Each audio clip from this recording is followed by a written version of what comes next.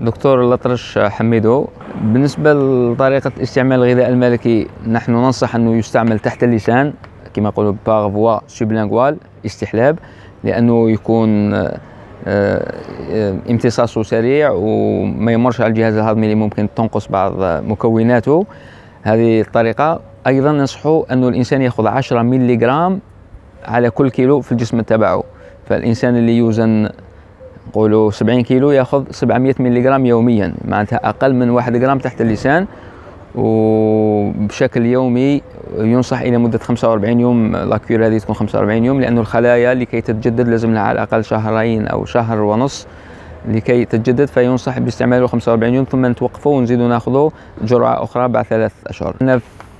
لا ننصح بخلطه، لأنه الخلط خطرات يكون سبب في ارتفاعه، ينعزل عن العسل، ولما تأخذ الكمية الأولى فيها غذاء ملكي، أما الثانية فتكون عسل فقط، وتضطر أنك تخلطه كل مرة، وممكن تحفظه في الثلاجة ويغلف بالسيلوفان لكي الضوء ما يأثرش فيه. هذه أيضا بين النصائح. ينصح الغذاء الملكي في بعض حالات العقم لاحتوائه على بعض الهرمونات الجنسية اللي زوستروجين واللي التستوستيرون اللي شبيهة، ولكن لكي نكونوا صرحاء فيه بعض الحالات يمنع استعمال الغذاء الملكي فيها، لأنه هو فيه عوامل تكاثر خلايا، فسرطان البروستات يمنع عليهم الغذاء الملكي، سرطان الثدي وسرطان الرحم.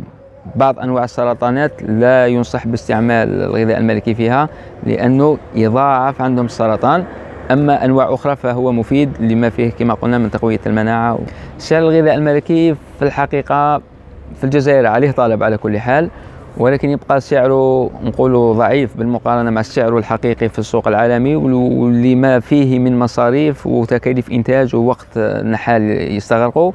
ففي العالم مثل في أوروبا 2000 دولار يعني للكيلوغرام، مع السعر الصرف الخارج نقدر نقول حتى 50 مليون للكيلوغرام الواحد. في دول الخليج أكثر، ممكن يوصل حتى 3000 دولار للكيلوغرام الواحد. أما في الجزائر فسعره ممكن يكون 200,000 ل10 غرامات إلى 250,000، ف 20 إلى 25 مليون.